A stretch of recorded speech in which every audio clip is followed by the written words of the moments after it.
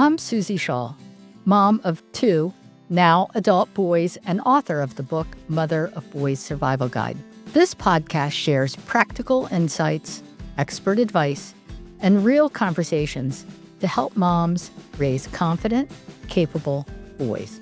You can find more episodes and resources at mothersofboys.life. Now, let's get into today's conversation.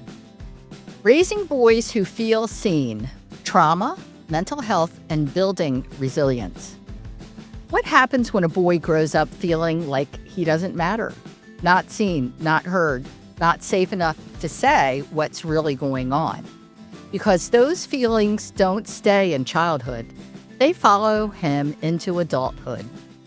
In this episode of the Mother of Boys Survival Guide podcast, I'm joined by E.A. Johnson, a father, motivational speaker, and creator of the Vibe Success System, who shares his journey from a traumatic childhood and addiction to rebuilding his life with purpose and intention.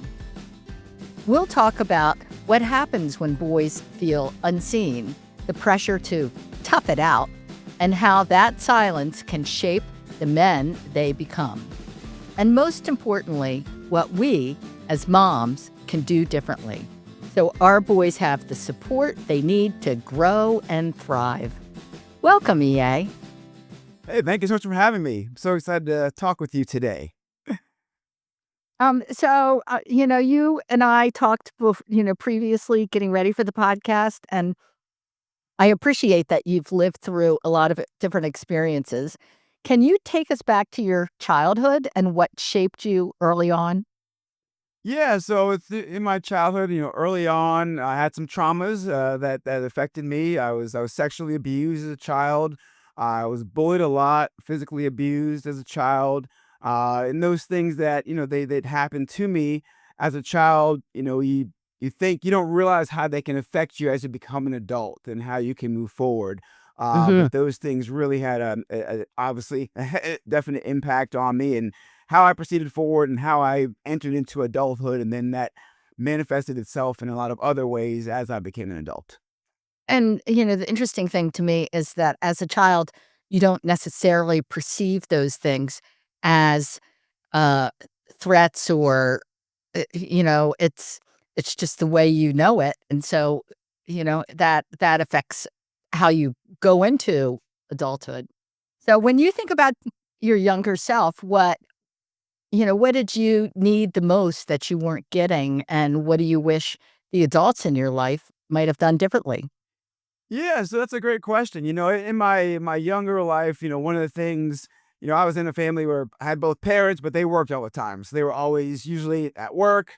Back in those days, even from a young age, I came home by myself. It was safer times, I guess, to some degree, but I'd come by, take the bus and get home, at age 7, I was by myself. So I spent a lot of time by myself. And you were Uh, living in New York City, is that right? Massachusetts, actually. Massachusetts is where Massachusetts. I'm Yeah, from. Yep, yep. right. Sorry. Framingham, Massachusetts. But that's where I'm from originally. Mhm. So yeah, I would be there. And I'd be home by myself for long periods of time, and a lot of these things that happen, being bullied, being sexually abused, a lot of these things that maybe I wish I was more protected as a child. And, I think, and I can't speak for everyone, but for me, it wasn't that I wasn't in a loving home or a loving environment. It's people just weren't around, just weren't around. And then, my dad was old school, if you will, that if, there's any sort of events that happened or any sort of traumas or any sort of emotional distress, if you will, it was always, tough it out. You're a boy, tough it out, be tough. He grew up from a very rough and humble beginnings in his environment, so I kind of understand his mindset. But for me, being a child, I kind of wish that there had been a different way, different talk path, different things we could, they would have said or done to help me or protect me, as a child growing up. So if one of your parents got home and, especially your mom, since this is Mm. a podcast for moms, um, what kind of question do you wish she might have asked, you know, and to get a little bit more out of you than the typical fine? which is the answer we get. And now that I'm older and you look back on it, I wish there was more of how are you feeling? Not just, and I was really good at sports. So that was always a big driver in my life. And that was kind of a lot of the talk was, basketball and that sort of stuff. But it wasn't so much of how are you feeling, emotionally?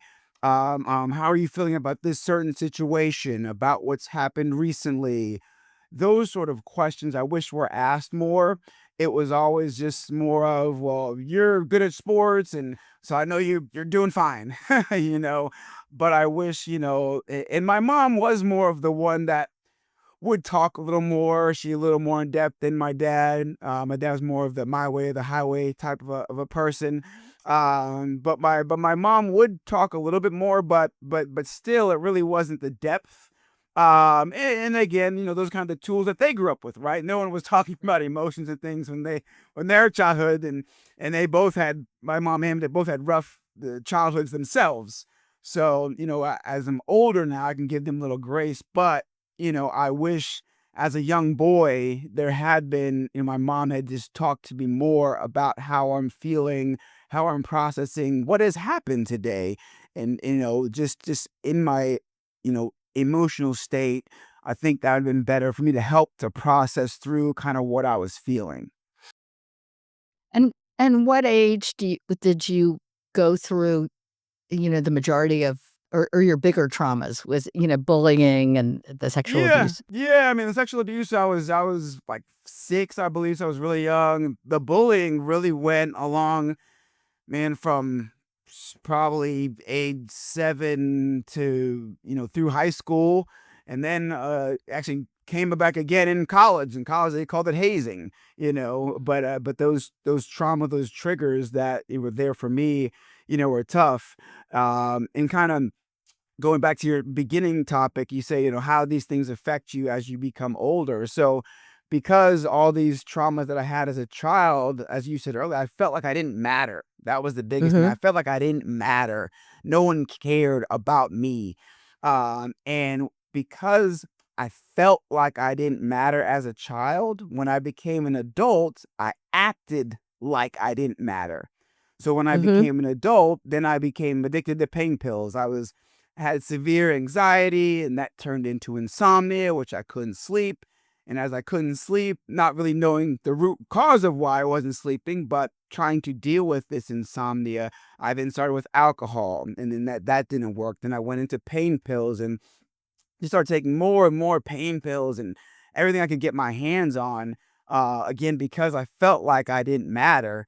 And then, kind of that changing point for me, this is always into it, my early 20s, is one day I said, "You know what? I'm just gonna write down like everything that I'm taking right now." And I just sat Mhm. there and wrote it all down. And the next day, while I was so sober, I read this list and I'm reading it, and it's Oxycontin and Vicodin and Percocet and half a bottle of wine, more Vicodin, Percocet, half a bottle of NyQuil. And I'm reading this list, and I was not suicidal. I wasn't trying to kill myself. But as I read the list, I said, man, if my mom read this list, if someone I cared about read this list, they would think I was trying to kill myself. And it was really in that moment that mentally I said, okay, things have to change. We can't Mhm. continue down this path because this path will lead to something very bad. And it was in that moment that I said I have to change. That was kind of the beginning of me really getting into personal development and reading books and podcasts, and well, it wasn't podcasts way back then, but YouTube and whatever else I could get. But I was becoming a sponge. Before that, I hadn't really read anything. So as I And started how old were reading, you? so this part was in I was like 25 or so Mhm, when I was in the height of this, at my height of my addiction. And like I said, that's when I really started getting into personal development to say, man, I need to change what's even out there. How do I do that?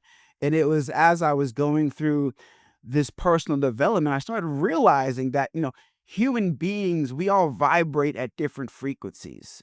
And I started realizing that when you have feelings of love and joy, you vibrate at a higher vibration. And you have feelings of self doubt and failure and fear, you operate at a low vibration. So I started realizing that successful people vibrate at a higher vibration. So I started seeing that, man, success is a vibe.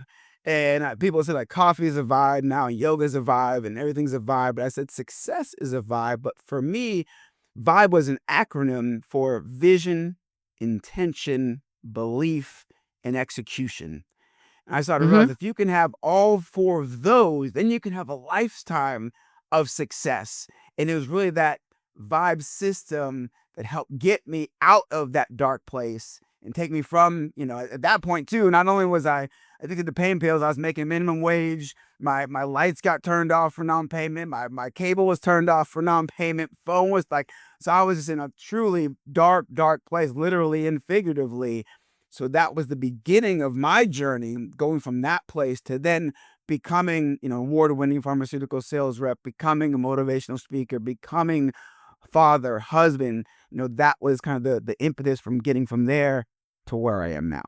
So as I listen to your story, I call that age um, the remarkable transformation, that young adult age. So you're in this period of your 20s, where the remarkable transformation is occurring. You're learning hard life lessons of, work is not as much fun as I thought it was going to be. Independence is not as fun as I thought it would be. My heart's getting broken by X, Y, and Z person. So, tell me about that transition period and how long it took. First thing that has to change is your mindset. It has to be first. And honestly, I think your mindset that can change in an instant. Something can happen, a trauma can happen, someone can tell you something, you could be at an event, and that can shift your mind, and you can see things differently. So that's the first thing that can happen. But then now it's okay. Here comes the hard part because your mind has now changed. You've become open. You see more. But now, how do you start doing the things or getting to where you want to do? Right? Because then you actually start the process, and then you run into roadblocks and you run into setbacks, and then you're like, well, maybe I wanted to change, maybe I can't change, or maybe this change isn't for me. So for me, you say how long did it take? I would say it's almost still ongoing. Right, as Sure. far as that change. I would say that maybe that acute phase, I mean, 2 to 3 years of just constantly, because in those times, like you said, your mind has now shifted, but your environment is usually still the same. Right now, your environment can be physical from where you live, or your environment can be the people that you're around. You're right. Right. So if you're still around those people with these limiting beliefs or these mindsets that are incongruent with where you're trying to go, right? That can be very difficult, especially at a young age when, Mhm. relationships and community is so important. And what do your friends think of you? My friend's not going to like me, and that sort of stuff. So it takes a couple years of you changing and understanding who you are. Because one of the things that I say to people too is that, your willpower will always succumb to who you believe you are. Mhm. So you can be all getting motivated. Okay, I'm ready to change, and do great things, take over the world, right? But if you don't start believing that stuff, right, and you don't think that'll actually happen, as soon as that person tells you you can't and you won't because of X, Y, and Z, you're going to start falling back. So you have to start building up that willpower, building up your confidence. So another question people says, well, how do you build up that confidence? How does that happen? And I heard a great quote from Ed Milet, actually, and he said that confidence comes from keeping the promises you make to yourself. Mhm. So when I was in that dark place, I was just trying to, let's just do one more thing. Say something and then do it. Right. When I was Mhm. addicted to the pain pills, I was like, let's see if we can just not take one for another 30 minutes. Like, let's just try that, and then we get to 30 minutes. Oh, I did it. Right. So you start building some of those confidence, small wins, micro wins.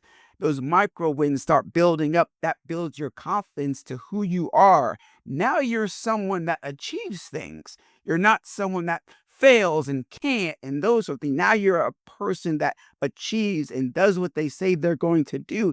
And when you start stacking those small wins, then you start to change who you are. Now that takes a while, right? Like that's not gonna happen overnight. That's gonna take some time, some years to stack these wins. But eventually when you start stacking wins, you start becoming more confident. Now you start changing the person that you are. People start seeing you show up differently. So now your energy is different. So you're attracting different energy. And that's how it can start to build itself. So you've mentioned the vibe that you've created something called the vibe system. Can you walk us through what that means and how parents could use it with their boys? So success is a vibe. It's a system that I teach, and again, it stands for vision, intention, belief, and execution. So you can apply it to any area of life. So when you have boys, and especially boys that are in difficult situations and they don't want to talk, they're isolating. For me, I put the V first because I always believe in order to get out of anything or to get somewhere to achieve some sort of goal, there has to be a vision of where you want to go. If you get in your car and you put in the GPS, you have to have a destination, or it has to be a vision of what it is you want. When I was in that place, I had no vision. Like I was just like, whatever, do whatever everyone told me to do. So how having your son or these boys say, hey, what do we want to do? Where do we want to go? And that could be anything, right? It doesn't matter what that is. But a lot of times boys, we're just, we're team players. You gotta do what the coach says, you gotta do the parents. We just kind of follow, follow, follow, follow, follow. But what is it we're trying to do? What is it we want? So with boys, boys are more of a team, of a coach, of a system, of a process. And how do we get there? So get a vision, get that vision of where they want to go. Once you get the vision, what it is that they want to do, what they want to accomplish, then you can reverse engineer to get the intentions, which are the action steps. All right, so now you're building the steps. How do you get there? What's the next thing? If it's sports, practice and what the next thing to do to get better. If it's, in school, what sort of classes do you need to take and what grades you need to get? Whatever that is, what are your intentions? And you start working on those. So once you have the intentions, again, it starts taking away all that idle time, that anxiety time. All these weird thoughts creep in. No, no, we're gonna do and work the process. And then when having the belief can be difficult at first, but as a if it's a parent, if it's moms of boys, moms, you can instill the belief, right? You believe in your son. You let them know, I believe in you. You believe in you, but I believe in you. Sometimes we have to believe what other people think of us until our belief kicks in. Right. Hmm. So when you Right. start, so as a mom, you start telling your child, you can, I believe in you, I believe in you. So then that builds up their belief. And then the last part is that execution. And execution is always the hardest part. That's actually the doing part. Um, I use the analogy, if you want to lose weight, lose 30 pounds, you can envision yourself, on the beach in the bikini, you can get the trainer, but then you get on the treadmill, you start running, and now, you got your lungs hurt and your legs hurt, right? Then you don't want to execute anymore. So the execution is always the hardest. And again, for boys, a lot of us boys, we're kind of all over the place. And I have a son, he's got ADHD. He's like a squirrel. He can't focus on anything. But you have to execute, helping them execute. And again, with moms, one of the things I wish someone had helped, my mother had helped me execute more as a child. Again, I was fortunate. I had basketball as a refuge. So I was always executing at that. So people saw that I was executing at something, not knowing all the other stuff was so way off in my brain. But again, just helping your son execute. Okay, this is what we said we're going to do. I'm going to help you start to execute these things so that you can then understand that you're capable of executing on your own. Right. And I do believe that positive thinking from the mom to a son is so critical. And to some degree, as just a human, I think of it as the leap of faith in yourself. And it takes a long time to have enough confidence in yourself to take that leap of faith, Hmm. right? No, you're And and that 100%. and that's what your vibe system is really talking about. So you have a son. What are you doing differently? Yeah. So one of the big differences between me and my son's 10, is just, I talk to him about everything. I talk to him about everything. I don't want him to have I don't want to think about what is this or what is that. I mean, we just talk about, what do you have questions about? And even if he doesn't have questions about, because as you know now, social media and YouTube, they see all the stuff. It's all there for them, So, but I don't want him to have a question about what is this or how is that. So we've talked about, drugs, sex, whatever it is, so that he's aware, the pros and cons and how it works. And then I didn't hear anything. I had no talks about nothing, It was Hmm. all figure it all out, But Right. I want him to be crystal clear so that he doesn't have a lot of the times we get in trouble because curiosity, right? I wonder what that's about. I wonder what that's about. I wonder what these drugs are about. Just wonder, But if someone can say, hey, this is what they do, this is what they don't do, this is what you should do, what you shouldn't do, and this is how they can affect you, we can have those conversations. So, and me as I'm super over communicate with my son. I'm very, very affectionate with my son, hugs, kisses. I didn't get that stuff, back. That wasn't a thing for me either. Really, both my parents just really weren't that affectionate, honestly, when I was a kid. Well, and I don't think it was as encouraged for males. It was more like, you know, tap on the back, good job. Yeah, yeah. That's all it was. It was high five, and so it was no affection, really in my for me growing up. There was affirmation of hey, good job, but there wasn't affection. And I think that's where we miss up. So I try to give affirmation and affection to my son. So then knowing that he's loved, is a big difference. And I want my son to he knows if there's anything wrong, you come to me, we talk about it, like I said, so that's the big difference that I do with my son. So for listeners, we've recorded several podcasts that are really fabulous on communication recommendations for kids of all different ages. So I suggest you look through the Mother of Boys podcast list for that.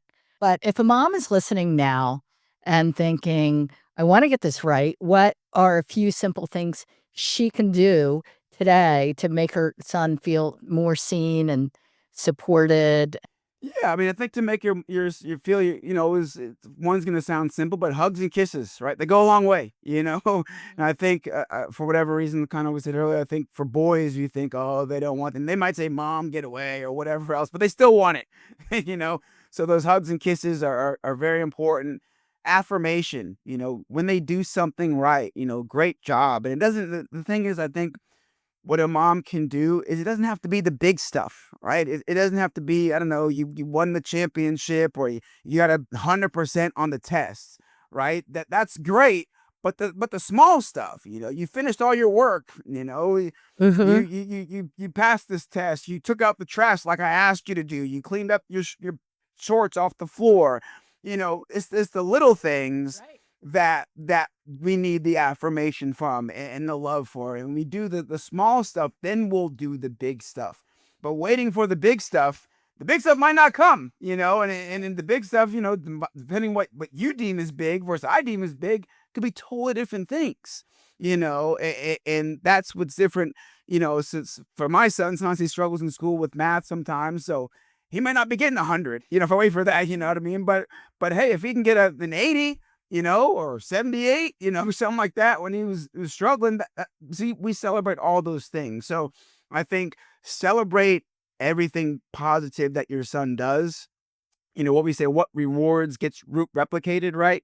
So just make sure you're there. Make sure he knows that he can tell you anything.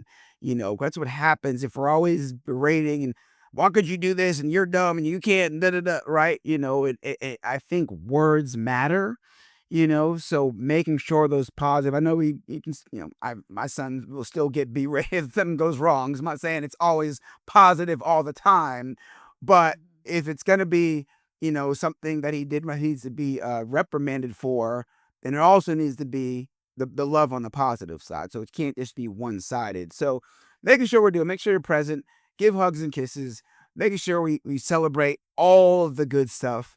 I think those are some things that we can start with to getting a better relationship, which will then open the communication. So if something bad does happen, he'll have trust and have confidence to tell you about it. Right. Love that. Yeah, we also ask all of our guests to at the end of each podcast to share sort of a guiding motto or a saying. What would you suggest for a mom who's sort of struggling in those moments to protect her son, to say to herself? I have a lot of quotes that I love, but one that I think is that apropos here is, if you change the way you look at things, the things that you look at will change. And what that means is, I'm a parent too. So I'm 10 years old. So I'm in the middle of it right now with you guys.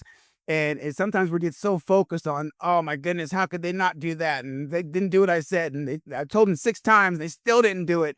And we're so frustrated and we're so upset. And we're just like, you got to figure this out. But sometimes if we can stop, and start changing the way we look at things, instead of looking at all the negative things that we're so mad about that they do, and start looking at, what are the positive things this child does great. He has unique gifts and talents that are amazing that he's able to do. Some things much, much better than I can do it as an adult. He can do it much better right now. And when we start looking at those things, start celebrating those great things that they do, and then finding ways to accentuate those things, right? Instead of always being upset because not doing the stuff we want them to do, I think is one thing that we can really look at to really help to change our perspective on our child. Because we're all folks want to be the best, we do, but sometimes we're so hard and so tough and so driving of what they don't do that we don't celebrate what they do do. Hmm. Mm. Hmm. And I think maybe backing off a little bit of the criticism when they Yeah. do something wrong and being supportive is really important too. That balance, you know? Right, yeah, 100%. If they left their socks on the floor, is the world going to end? It's frustrating, but it's not going to end, right? Okay, pick the Right. socks up and let's keep moving forward, right? But yeah, you're 100% keeping that perspective, big picture perspective as to what's most important for the child and for our relationship.